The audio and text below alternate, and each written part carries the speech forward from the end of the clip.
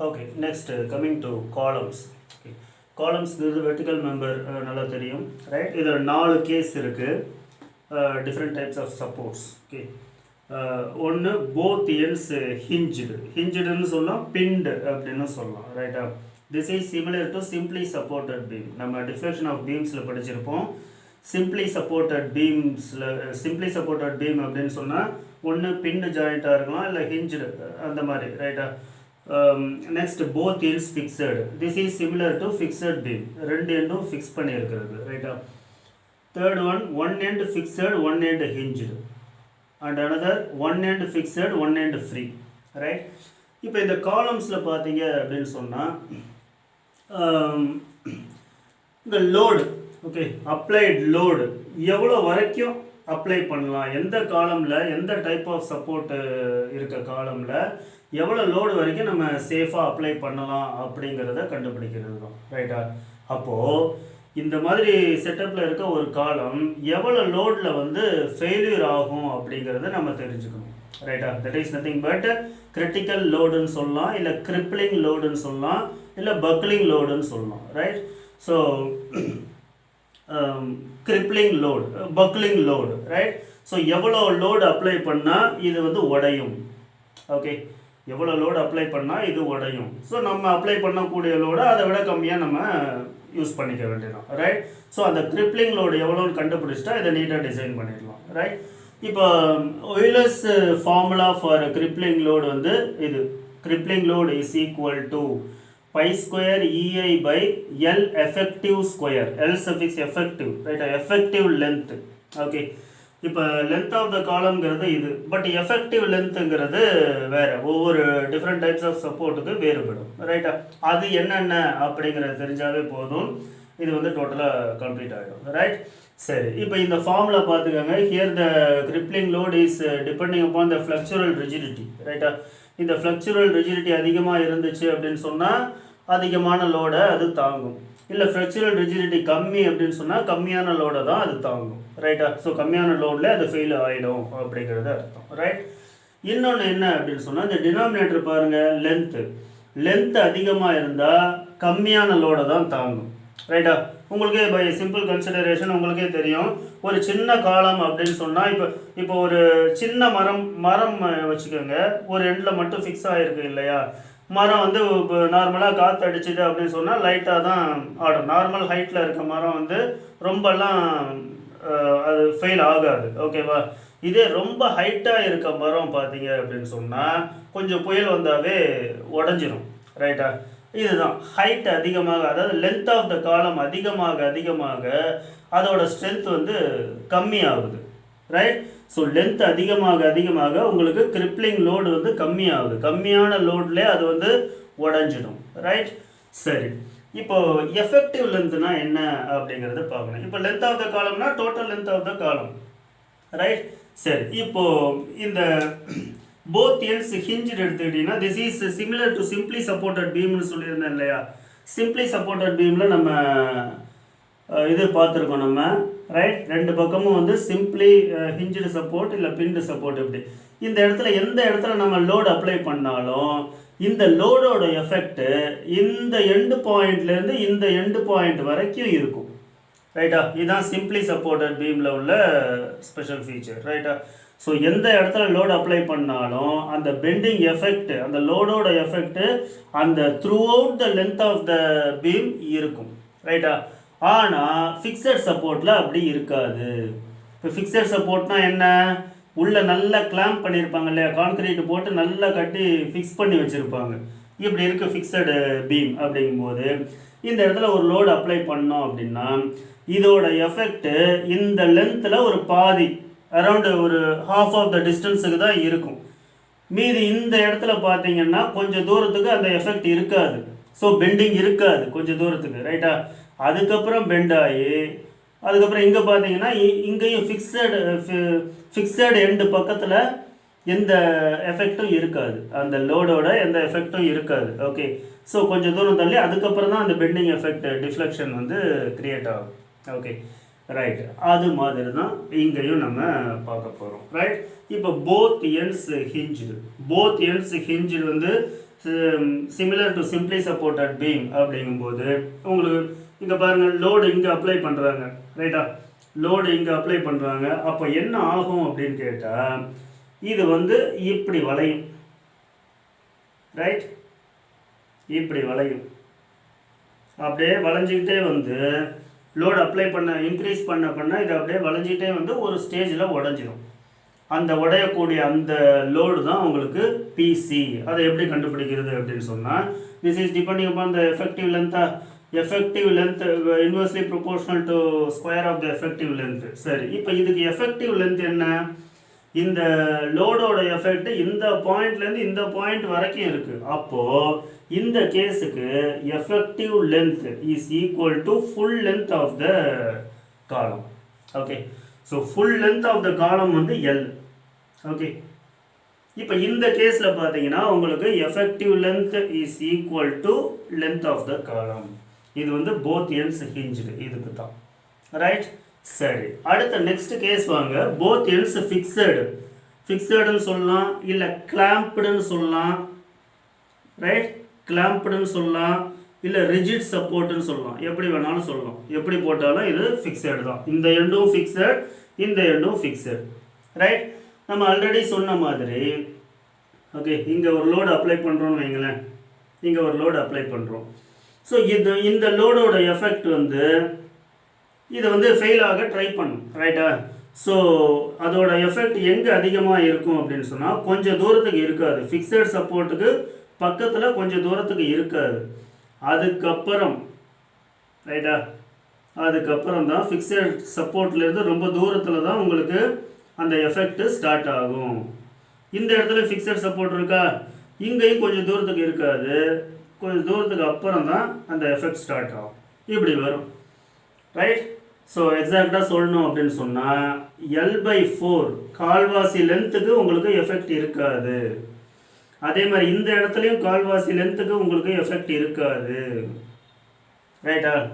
அப்போ எவ்வளோ லென்த்துக்கு எஃபெக்ட் இருக்கும் உங்களுக்கு இந்த லோடோட எஃபெக்ட் அப்படின்னு சொன்னால் L/2 அப்படிங்கிற லென்த்துக்கு தான் இந்த லோடோட எஃபெக்ட் இருக்கும். So effective length in case of this both ends hinged பார்த்தீங்க அப்படின்னா L effective is equal to L/2, ரைட்டா? L/2, right? ஸோ இதை ஞாபகம் வச்சுக்கோங்க. ஃபிக்ஸட் எண்ட் அப்படின்னு சொன்னால் இந்த கால்வாசிக்கு உங்களுக்கு எஃபெக்ட் இருக்காது, ஏன்னா ரிஜிட்லி ஃபிக்ஸடு. ஓகே, ஸோ எவ்வளோ லோட் நீங்கள் அப்ளை பண்ணாலும் இந்த கால்வாசி லென்த் வந்து அதனால் பாதிக்கப்படாது. ஓகே, அதே மாதிரி தான் இங்கேயும், ரைட்? அப்படின்னு ஞாபகம் வச்சுக்கோங்க. மீதி அந்த இங்கே கால்வாசி இங்கே கால்வாசி போயிடுச்சு அப்படின்னு சொன்னால் மீதி L/2 லென்த் வந்து எஃபெக்டிவாக இந்த லோடை வந்து தாங்கிட்டு இருக்கும், ரைட்டா? So effective length is L/2. Okay, அடுத்த கேஸ்க்கு வாங்க. அடுத்த கேஸில் one end fixed, one end hinged, right? சரி, இப்போ ஹிஞ்சுடுங்கிற சிம்பிளி சப்போர்ட் தானே. ஸோ இந்த லோடோட எஃபெக்ட் இங்கே ஆரம்பிச்சிடும் உங்களுக்கு. இங்கே எப்படி இங்கேருந்தே ஆரம்பிச்சுது பெண்டிங், அதே மாதிரி இங்கே ஆரம்பிச்சிடும், ரைட்டா? பட் இங்கே என்ன ஆகும்னா இங்கே ஃபிக்ஸட் சப்போர்ட் இருக்குது இல்லையா? ஃபிக்ஸட் சப்போர்ட்டுங்கிறதுனால இங்கே கொஞ்சம் தூரத்துக்கு அதோட எஃபெக்ட் இருக்காது, ரைட்டா? அதோட எஃபெக்ட் இருக்காது. அதுக்கப்புறம் தான் உங்களுக்கு பெண்டிங் ஆரம்பிக்கும், ரைட்? இந்த மாதிரி வரும். ஓகே, ஸோ எவ்வளோ தூரத்துக்கு உங்களுக்கு எஃபெக்ட் இருக்கும் அப்படின்னு கேட்டால் L/2, right? L/2. So effective length in this case is equal to L/2, ரைட்டா?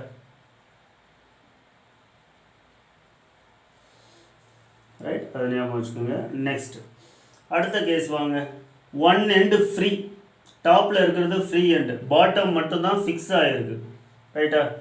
இந்த கேஸ் வந்து நான் சொன்னேன் இல்லையா, மரம்லாம் ஏன் புயல் அடிக்கும்போது ஈஸியாக உடையுது, ஹைட்டான மரம்லாம் மேலே எந்த சப்போர்ட்டும் இல்லை, ஹிஞ்சுடு சப்போர்ட்டும் இல்லை, ஃபிக்ஸட் சப்போர்ட்டும் இல்லை, மேலே ஃப்ரீயாக இருக்குது, ரைட்டா?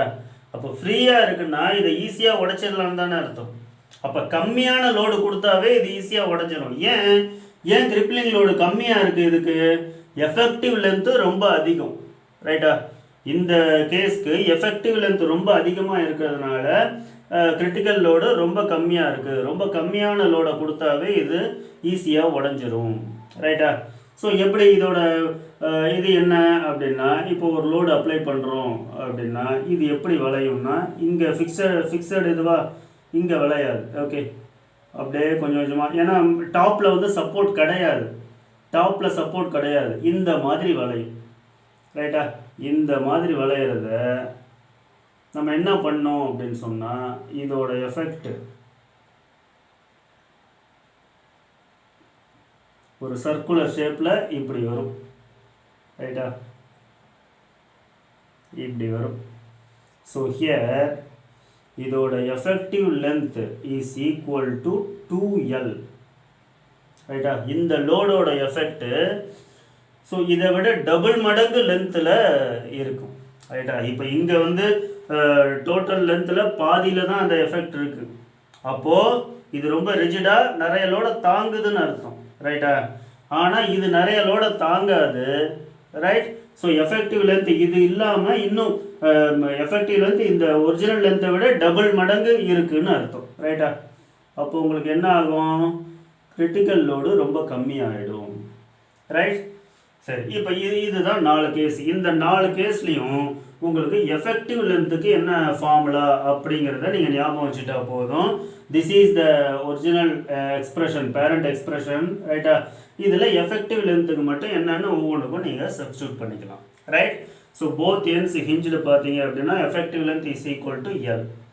போத் எண்ட்ஸ் ஃபிக்ஸட் அப்படின்னு சொன்னால் effective length is equal to L/2, ரைட்டா? L/2. இதே one end fixed one end ஹிஞ்சுடுன்னா effective length equal to L/√2, right? L/√2. இது one end fixed one end free அப்படின்னு சொன்னா effective length is double of the total length of the column. Okay, 2 into L, right? So இதை வந்து இந்த ஈக்குவேஷனில் ஒவ்வொன்றும் apply பண்ணணும்னா ஒரு ஃபார்முலா வரும், ரைட்டா? ஸோ இப்போ வந்து உங்களுக்கு ஸ்டேட் லெவல் எக்ஸாம்ஸில் மோஸ்ட்லி என்ன கேட்குறாங்க அப்படின்னு சொன்னால், 2 டைப் ஆஃப் சப்போர்ட்டோட கம்பேரிசன். இப்போ இந்த கேஸ்க்கும் கம்பேர் பண்ணால் கிரிட்டிக்கல் லோடோட ரேஷியோ எவ்வளோ, ரைட்டா? இதை இந்த கேஸ்க்கும் கம்பேர் பண்ணால் ரேஷியோ எவ்வளோ, இந்த கேஸ்க்கும் கம்பேர் பண்ணால் ரேஷியோ எவ்வளோ, அது மாதிரி எந்த 2 கேஸை வேணாலும் கம்பேர் பண்ணி கேட்பாங்க. ஓகே, இப்போ இதில் வந்து எதில் வந்து கம்மியான லோட்லே ஃபெயிலியர் ஆகும் அப்படின்னு சொன்னால் இதுதான். ஓகே, ஸோ கிரிட்டிக்கல் லோடு ரொம்ப கம்மியாக இருக்கிறது இந்த கேஸில் தான். ஏன் அப்படின்னு சொன்னால் உங்களுக்கு எஃபெக்டிவ் லென்த்து ரொம்ப அதிகமாக இருக்குது, அதனால் கிரிட்டிக்கல் லோடு கம்மி இதில். ஓகே, சரி, கிரிட்டிக்கல் லோடு எதில் வந்து ரொம்ப அதிகம் அப்படின்னா fixed, both ends fixed case. Okay, இந்த போத் எண்ட்ஸ் ஃபிக்ஸடு அப்படிங்கிறது உங்களுக்கு எவ்வளோ லோடு அதிகமாக உங்களுக்கு வந்து ஃபெயிலியர் பாசிபிலிட்டிஸ், ரைட்டா? பாசிபிலிட்டிஸ் வந்து ரொம்ப கம்மியான லோடில் இது ஃபெயிலியர் ஆகாது. ஓகே, அதிகமான லோடு கொடுத்தா தான் இதை உடைக்க முடியும், ரைட்? அதுதான் அதுக்கு அர்த்தம். ஓகே, சரி, இப்போ மினிமம் கிரிப்ளிங் லோடு இதுக்கு, மேக்ஸிமம் கிரிப்ளிங் லோடு இதுக்கும் என்ன ரிலேஷன், ரேஷியோ அப்படின்னு கேட்கலாம். அதே மாதிரி இதுக்கும் என்ன ரேஷியோ, இதுக்கும் என்ன ரேஷியோ, அந்த மாதிரி கம்பேரிசன்ஸ் கேட்கலாம், ரைட்? உங்களுக்கு இது எஃபெக்டிவ் லென்த் ஒவ்வொரு கேஸ்லையும், இந்த 4 கேஸ்லையும் எஃபெக்டிவ் லென்த் நீங்கள் ஞாபகம் வச்சுக்கிட்டீங்க அப்படின்னு சொன்னால் நீங்கள் அதை ஈஸியாக சால்வ் பண்ணிடலாம். Okay, right. இப்போ ஆய்லர்ஸ் ஃபார்முலா ஃபார் கிரிப்ளிங் லோடு வந்து this is applicable only for long காலம். ஷார்ட் காலம் அப்படின்னு ஒரு கேஸ் இருக்குது, அதுக்கு ரேங்கைன் கோர்டன் ஃபார்முலான்னு ஒன்று யூஸ் பண்ணுவாங்க. அது என்னங்கிறத பார்ப்போம். நம்ம அதுக்கு முன்னாடி என்ன பார்ப்போம் அப்படின்னு சொன்னால், இந்த 4க்கும் வந்து எஃபெக்டிவ் லென்த்து உள்ளே அப்ளை பண்ணோன்னா என்ன வரும் ஃபார்முலா அப்படிங்கிறத பார்ப்போம், right?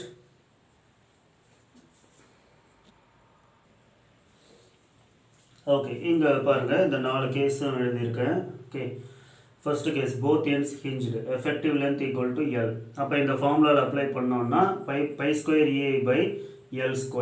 Okay, both ends fixed பாருங்கள், எஃபெக்டிவ் லென்த் இஸ் L/2. அப்போ இந்த ஃபார்முலாவில் அப்ளை பண்ணால் L/2 ஸ்கொயர்னு வருமா, L/2 ஹோல் ஸ்கொயர் டினாமினேட்டரில். அப்போது 4 pi square EI by L square. அப்போது இதை கம்பேர் பண்ணும்போது 4 டைம்ஸ் அதிகமான லோடு கொடுத்தா தான் இது பக்கிள் ஆகும். இந்த கேஸ் போத் எண்ட்ஸ் ஃபிக்ஸட், ஏன்னா ஃபிக்ஸடுங்கிறது ரொம்ப ஸ்ட்ரென்த் அதிகம், ரைட்டா? ஸோ இதை கம்பேர் பண்ணும்போது 4 டைம்ஸ் ஸ்ட்ரென்த் அதிகம் இது, ரைட்? சரி, அடுத்து சி தேர்ட் கேஸ் வாங்க. 1 end fixed 1 end hinged, effective length is L by root 2. அப்போ சப்ஸ்டியூட் பண்ணிங்கன்னா 2 pi square EI by L squareன்னு வருதா? அப்போது இதை கம்பேர் பண்ணும்போது இது 2 டைம்ஸ் இது ஸ்ட்ரென்த் அதிகம், ரைட்டா? ஸோ 2 டைம்ஸ் அதிகமான லோடு, இதை விட இது 2 டைம்ஸ் அதிகமான லோடு கொடுத்தா தான் பக்கிள் ஆகும், ரைட்டா? இப்போ இதுக்கும் கம்பேரிசன் 2 ends ஃபிக்ஸடுக்கும் 1 end ஃபிக்ஸட் 1 end ஹிஞ்சுக்கும் கம்பேர் பண்ணோம் அப்படின்னா இதை விட இது ஸ்ட்ரென்த் அதிகம், ரைட்டா? இதை விட இது 2 டைம்ஸ் ஸ்ட்ரென்த் அதிகம். இதை கம்பேர் பண்ணும்போது இதை விட இது 4 டைம்ஸ் ஸ்ட்ரென்த் அதிகம், ரைட்டா? அந்த மாதிரி கம்பேரிசன் கேட்பாங்க. ஓகே, அடுத்து பாருங்கள் D. 1 end fixed and 1 end free, L effective equal to 2L. அதை போட்டிங்கன்னா pi square EI by 4L square. Okay, so இங்கே இந்த கேஸை கம்பேர் பண்ணும்போது இந்த கேஸில் வந்து 100 நியூட்டன் கொடுத்தா தான் இது பக்கிள் ஆகும் இந்த காலம் அப்படின்னா, இது அதில் கால்வாசி கொடுத்தாவே பக்கிள் ஆகிடும். 25 நியூட்டன் கொடுத்தாவே பக்கிள் ஆகிடும். ஸோ by 4, இது டிவைடட் by 4. ஓகே, இந்த கம்பேரிசனும் கேட்கலாம். ஓகே, அவங்க மோஸ்ட்லி என்ன ஸ்டேட் லெவலில் மோஸ்ட்லி ரிப்பீட்டடாக என்ன கேட்டிருக்காங்கன்னா இந்த செகண்ட் கேஸ் இருக்குல்ல, செகண்ட் கேஸும் இந்த ஃபோர்த்து கேஸும் கம்பேரிசன் தான் கேட்டிருக்காங்க. ஒரு ஒரு காலம் ஆஃப் லென்த் எல்ல வந்து போத் இஸ் ஃபிக்ஸடாக வச்சுருக்காங்க. அதே காலமை செகண்ட் கேஸில் 1 end ஃபிக்ஸட் 1 end ஃப்ரீயாக ஆக்கிடுறாங்க. அப்போது என்ன ஆகும்? In both the cases what is the ratio of the buckling load அப்படின்னு கேட்டிருக்காங்க. ஸோ பார்த்தீங்க அப்படின்னு சொன்னால் உங்களுக்கு இதை கம்பேர் பண்ணும்போது இது 16 டைம்ஸ் ஸ்ட்ரென்த்து கம்மி, ரைட்டா? ஸோ இது டிவைடட் பை இது போடும்போது 4 into 4ன்னு வந்துடுமா, 4 மேலே வந்துடும், ரைட்டா? ஸோ இதுக்கும் ரேஷியோ போடும்போது 4 மேலே வந்து 16:1ன்னு வரும், ரைட்டா? ஸோ இந்த ஃபோர்த்து கேஸை கம்பேர் பண்ணும்போது செகண்ட் கேஸ் வந்து 16 டைம்ஸ் பெட்டர். இந்த ஃபோர்த்து கேஸை கம்பேர் பண்ணும்போது ஃபஸ்ட்டு கேஸு 4 டைம்ஸ் பெட்டர். அதே மாதிரி இது இப்போ தேர்டு கேஸ் பார்த்தீங்கன்னா ஃபோர்த்து கேஸோடு கம்பேர் பண்ணும்போது என்ன? ஸோ இந்த ஃபார்முலா டிவைட் பை இந்த ஃபார்முலா போட்டிங்கன்னா 4 மேலே வந்துடுமா, 2 into 4 8 டைம்ஸ். ஓகே, ஸோ இந்த கேஸை விட இந்த கேஸ் வந்து 8 டைம்ஸ் பெட்டர், ரைட்டா? ஸோ இந்த மாதிரி கம்பேரிசன்ஸ் அதிகமாக கேட்கலாம். Okay, right. இன்னொன்று இந்த ஃபார்முலாவில் நம்ம தெரிஞ்சுக்க வேண்டியது இந்த ஐ இருக்குது இல்லையா? இப்போ இஐங்கிறது ஃப்ளெக்சுரல் ரிஜிடிட்டிங்கிறது தெரியும், ரைட்? இந்த ஐங்கிறது that is nothing but minimum moment of inertia, right? Minimum moment of inertia. ஏன் மினிமம் மொமெண்ட் ஆஃப் இனர்ஷியாவை எடுக்கிறாங்க? அது என்ன மினிமம்னா என்ன, மேக்ஸிமம்னா என்ன? இப்போ ஃபார் எக்ஸாம்பிள் உங்களுக்கு ஒரு ரெக்டாங்குலர் காலம் இருக்குன்னு வைங்களேன், ரெக்டாங்குலர் கிராஸ் செக்ஷன் காலம், ரைட்? அதுக்கு இந்த ஆக்சிஸை பொறுத்தும் நம்ம மொமெண்ட் ஆஃப் இனர்ஷியா எடுக்கலாம். இந்த ஆக்சிஸை பொறுத்தும் நம்ம மொமெண்ட் ஆஃப் இனர்ஷியா எடுக்கலாம். இது டி, இது பி, ரைட்? ஸோ இதில் வந்து ஐஎக்ஸ்எக்ஸ்ன்னு பார்த்தீங்க அப்படின்னு சொன்னால் பிடி கியூப் பை 12ன்னு வரும். ஐஒய்ஒய் பார்த்தீங்க அப்படின்னு சொன்னால் டிபி கியூப், ஏன்னா பி தானே இங்கே பைசெக்ட் ஆகுது ஒய் ஆக்சிஸில். ஸோ டிபி கியூப் பை 12 அப்படின்னு வரும். இதில் எது மினிமமோ அதை தான் இங்கே எடுக்கணும், ரைட்டா? So I minimum, right? ஏன் ஐ மினிமம் அங்கே எடுக்கிறோம் அப்படின்னு சொன்னால் along that minimum moment of inertia, so எந்த ஆக்சிஸை பொறுத்து மொமெண்ட் ஆஃப் இனர்ஷியா மினிமமாக இருக்கோ அந்த ஆக்சிஸை பொறுத்து தான் பக்கிள் ஆகும், ரைட்?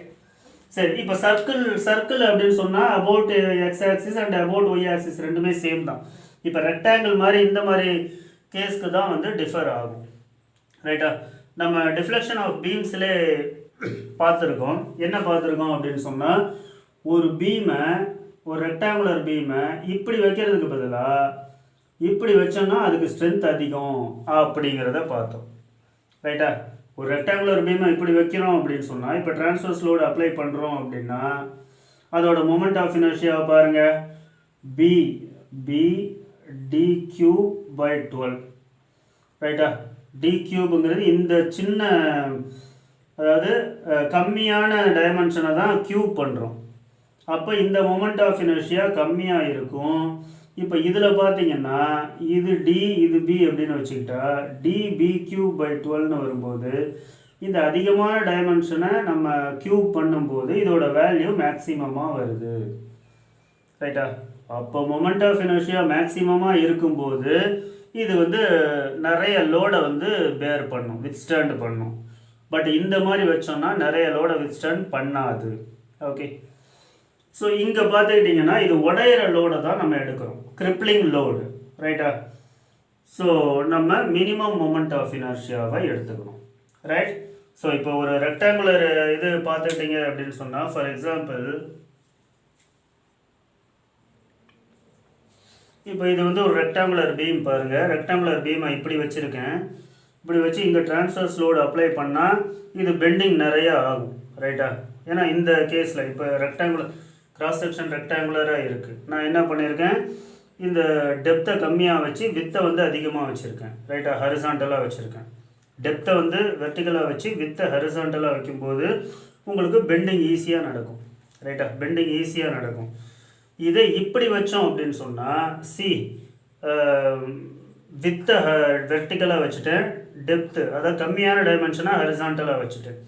இப்போ நம்ம ட்ரான்ஸ்வர்ஸ் லோடுக்கு பார்த்தீங்க அப்படின்னா இந்த டைரக்ஷனில் வளைக்கிறது கம்மி, அது ஃபெயில் ஆகுறது கம்மி.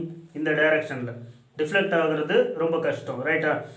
அப்போது எல்லாம் ரெக்டாங்குலர் பீமையும் இந்த ஃபார்மேட்டில் இந்த இதில் தான் வச்சுருப்பாங்க for transverse load. Okay, so அதாவது அதிகமான டைமென்ஷன் வெர்டிக்கலாகவும் கம்மியான டைமென்ஷன் ஹரிசாண்டலாகவும் வச்சுருப்பாங்க. ஓகே, இப்போ அது மாதிரி தான் இந்த கேஸில் பார்த்தீங்க அப்படின்னா இப்படி வச்சுருக்காங்களா, காலமாக இப்படி வச்சுருக்காங்க. ஸோ லோடு நம்ம அப்ளை பண்ணிகிட்டே இருக்கோம்னா இது இந்த டைரக்ஷனில் உடையுமா இல்லை இந்த டைரக்ஷனில் உடையுமான்னா இந்த டைரக்ஷனில் தான் உடையும். ரைட்டா? ஏன்னா இந்த டைரக்ஷனில் தான் உங்களுக்கு மொமெண்ட் ஆஃப் இனர்ஷியா கம்மி. ஸோ அந்த மினிமம் மொமெண்ட் ஆஃப் இனர்ஷியாவை தான் எடுத்துக்கணும். ரைட்டா? ஓகே, அதான் கிரிப்ளிங் லோடு. இந்த கான்செப்டை வச்சு மிஷின் டிசைனில் வந்து ஒரு கொஸ்டின் இருக்குது. இதே இந்த காலம் கான்செப்டில் connecting rod of IC engine அது வந்து அபவுட் எக்ஸ் ஆக்சிஸ் பார்த்தீங்க அப்படின்னு சொன்னால் போத் எண்ட்ஸ் ஹிஞ்சுடாக இருக்கும். ரைட்டா? அபவுட் ஒய் ஆக்சிஸ் பார்த்தீங்க அப்படின்னா போத் எண்ட்ஸ் ஃபிக்ஸடாக இருக்கும். அதை வச்சு அவங்க என்ன ஒரு கொஷின் கேட்பாங்கன்னா, கனெக்டிங் ராடு வந்து எந்த டைரக்ஷனில் வந்து ஸ்ட்ரென்த் அதிகம், எந்த அளவுக்கு எவ்வளோ ஸ்ட்ரென்த் அதிகம், அதாவது எக்ஸ் ஆக்சிஸை கம்பேர் பண்ணும்போது ஒய் ஆக்சிஸில் எவ்வளோ ஸ்ட்ரென்த் அதிகம் அப்படின்னு கேட்பாங்க. அதாவது எக்ஸ் ஆக்சிஸில் அது போத் எண்ட்ஸ் ஹிஞ்சுடு அப்படின்னு சொன்னால் என்ன அர்த்தம் அப்படின்னா பின் பண்ணியிருக்காங்க. அப்போது அதை முன்னாடி பின்னாடி வளைச்சிக்கலாம், முன்னாடி பின்னாடி மூவ் பண்ணிக்கலாம். ரைட்டா? அதுதான் ஹிஞ்சுடு அப்படிங்கிறது. பட் ஃபிக்ஸட் அப்படின்னு சொன்னால் அந்த டைரக்ஷனில் கொஞ்சம் கூட மூவ் பண்ண முடியாது, அதுதான் ஃபிக்ஸட். ஓகே, ஸோ எக்ஸ் டைரக்ஷனில் அதை மூவ் பண்ணிக்கலாம், ஒய் டைரக்ஷனில் ஃபிக்ஸடாக அதை மூவ் பண்ண முடியாத மாதிரி வச்சுருப்பாங்க. ரைட்டா? அப்போ எக்ஸ் டைரக்ஷனை கம்பேர் பண்ணும்போது எக்ஸ் டைரக்ஷனில் உங்களுக்கு கிரிப்ளிங் லோடு இவ்வளோ, ஒய் டைரக்ஷனில் போத் எண்ட்ஸ் ஃபிக்ஸடாக இவ்வளோ கிரிப்ளிங் லோடு. அப்போது எக்ஸ் டைரக்ஷனை கம்பேர் பண்ணும்போது ஒய் டைரக்ஷன் பார்த்தீங்க அப்படின்னா 4 times அதிகம் அப்படின்னு வரும். ரைட்டா? அது டிசைனில் ஒரு கொஷின் வருது, அது டிசைன் டிஸ்கஸ் பண்ணும்போது நான் அதை என்கோட் பண்ணுறேன். Right? Okay, assumptions in Euler's theory of columns. ஓகே, இதில் வந்து ஆல்ரெடி நம்ம பெண்டிங்கில் இதிலெல்லாம் அசியூம் பண்ண அந்த ஜென்ரல் பேராமீட்டர்ஸ் இதுலேயும் வருது. ரைட்டா? என்ன அப்படின்னா homogeneous and isotropic, behaves elastically. Okay, elastic மெட்டீரியல்னு நம்ம அசியூம் பண்ணிக்கணும். ரைட்டா? இப்போ காலம்னு எடுத்துக்கிட்டிங்க அப்படின்னு சொன்னால் அது பர்ஃபெக்ட்லி ஸ்ட்ரைட்டாக இருக்கணும். ரைட்டா? ஸ்ட்ரைட்டாக இருக்கணும், கிராஸ் செக்ஷன் யூனிஃபார்மாக இருக்கணும், வேரி ஆகக்கூடாது. Okay, the load is perfectly axial and passes through the centroid of the column section. அதாவது இப்போ இப்படி ஒரு காலம் இருக்குது அப்படின்னு சொன்னால், ரைட்டா, இது ஒரு காலம் அப்படின்னா லோடு இங்கேயோ ஆக்ட் ஆகக்கூடாது. அதாவது for Euler's theory of column, okay, கரெக்டாக எக்ஸாக்டாக அந்த சென்ட்ரல் ஆக்சிஸ் இருக்கு இல்லையா, அந்த சென்ட்ரல் ஆக்சிஸ் வழியாக அந்த லோடு பாஸ் ஆகுற மாதிரி அப்ளை பண்ணணும். அதுதான் இதுக்கான அசம்ஷன். ரைட்? அப்படி இல்லாமல் கொஞ்சம் தள்ளி ஆக்ட் ஆச்சு அப்படின்னு சொன்னால் அதுக்கு வேறு ஃபார்முலா இருக்குது. பட் ஆயிலர்ஸ் தியரி ஆஃப் காலம்க்கு அந்த pi square EI by L square போட்டோம் இல்லையா, அதுக்கு அசம்ஷன் வந்து இதுதான், கரெக்டாக அந்த ஆக்சிஸ் வழியாக பாஸ் ஆகணும். ஓகே, இப்போ இதில் என்ன டிஃப்ரென்ஸ் அப்படின்னு சொன்னால், இந்த ஆக்சிஸ் வழியாக பாஸ் ஆகாமல் கொஞ்சம் தள்ளி எக்ஸென்ட்ரிக் லோடிங், ஒரு காலம் வந்து எக்ஸென்ட்ரிக் லோடிங்க்கு வந்து சப்ஜெக்ட் ஆகுது அப்படின்னு சொன்னால் அந்த இடத்துல பெண்டிங்கும் வரும். அதாவது இந்த க்ரஷிங் இல்லாமல் பெண்டிங்கும் சேர்ந்து வரும். அதுக்கான ஃபார்முலா பார்ப்போம். ரைட்டா? சரி, இப்போ இந்த இதில் அசம்ஷன் வந்து perfectly axial passing through the centroid of the column section. Okay, காலமோட வெயிட் வந்து neglected. Right? Self weight of the column neglect பண்ணிடுவோம். ஸோ இதுதான் வந்து assumptions in the Euler's theory of column. Right?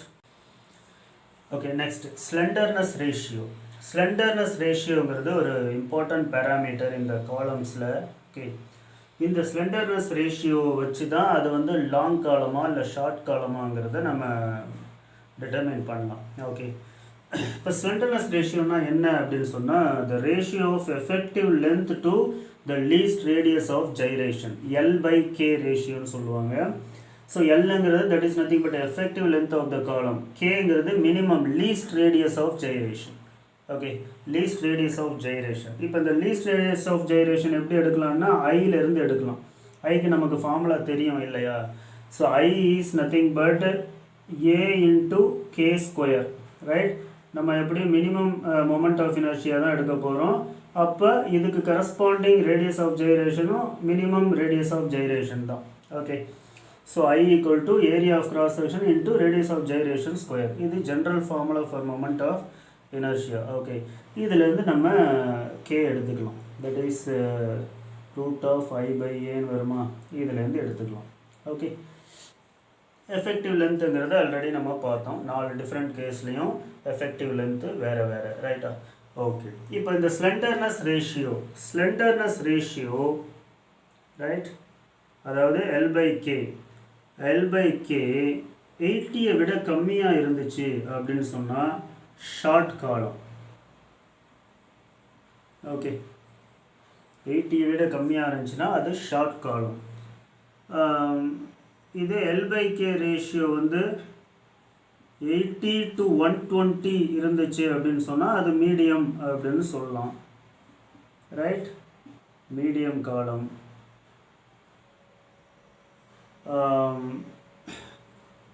இது L by K more than 120 இருந்துச்சு அப்படின்னு சொன்னால் அது லாங் காலம். ஓகே, ஸோ லாங் காலம் அப்படின்னு சொன்னால் உங்களுக்கு L by K must be more than 120 இருக்கணும். ரைட்? ஸோ இந்த லாங் காலம்க்கு தான் நம்ம இதுக்கு முன்னாடி பார்த்த அந்த Euler's crippling load formula is applicable. Short காலம்க்கு ஆயிலர்ஸ் ஃபார்முலா யூஸ் ஆகாது. ஓகே, அதுக்கு ரேங்கைன் ஃபார்முலான்னு நம்ம தனியாக பார்க்க போகிறோம். ரைட்? சரி, அதுக்கு முன்னாடி இந்த எல் பை கேங்கிறது ஒரு இம்பார்ட்டன்ட் பேராமீட்டர்னு சொல்லியாச்சு. அது இந்த எக்ஸ்பிரஷனில் எங்கே வருது அப்படிங்கிறத இப்போ பார்ப்போம்.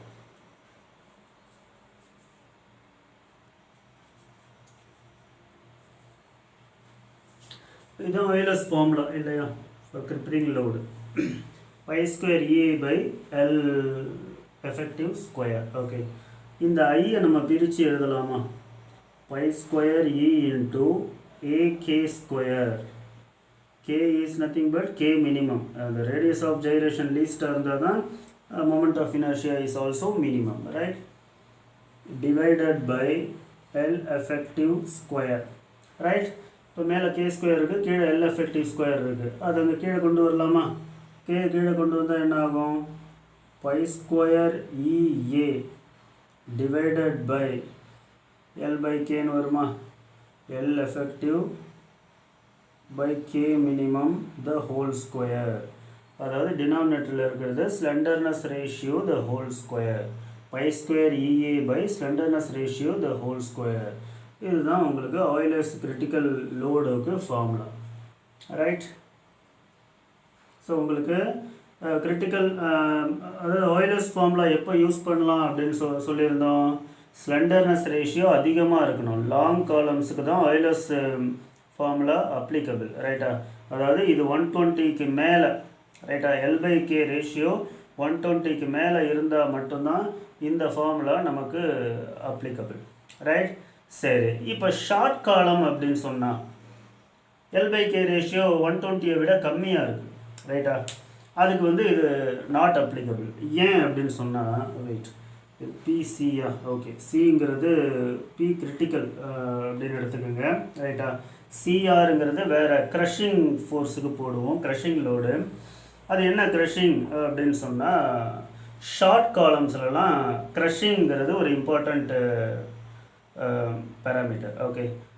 என்ன இப்போ லாங் காலம் வந்து பக்கிள் ஆகுது அப்படின்னு சொன்னால் என்ன, ஒரு பெரிய ஒரு லென்த்தியான ஒரு ராடு, ஒரு ஒரு அலுமினியம் ராடோ இல்லை ஏதோ ஒரு ராடு எடுத்துக்கிட்டிங்க அப்படின்னா கொஞ்சம் லோடு அப்ளை பண்ணிங்கன்னா அது அப்படியே வளைஞ்சி உடஞ்சிரும், ரைட்டா, உடையும். அதுதான் பக்லிங். சரி, இதே பெருசாக இல்லாமல் லென்த்தியாக இல்லாமல் ரொம்ப சின்னதான ஒரு ராடு, அதே மெட்டீரியலில் அதே டைமென்ஷனை சின்னதாக எடுத்துக்கிட்டிங்கன்னா என்ன ஆகும், அப்படி வளைக்க முடியுமா, ரைட். இப்போ இதையே பார்த்துக்கோங்க, இது வந்து ஒரு லென்த்தியாக இருக்குது, ஓகே. இதை வந்து நம்ம வளைக்க முடியும், ரைட், வளைக்க முடியும். சரி, இதே டைமென்ஷன் இதே டயமீட்டரில் இருக்கிறது, இது வந்து ஷார்ட்டாக இருக்குது இல்லையா, இதை நம்மளால் வளைக்க முடியுமா, வளைக்க முடியாது. பட் க்ரஷ் பண்ணி உடைக்க முடியும், ரைட்டா.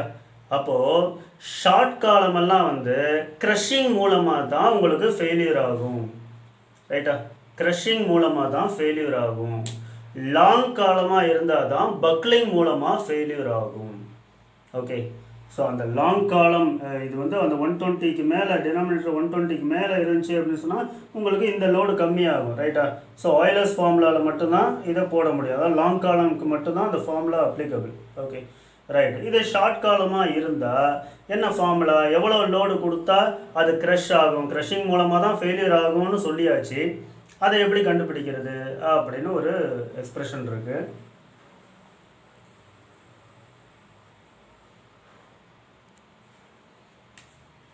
Okay, so this is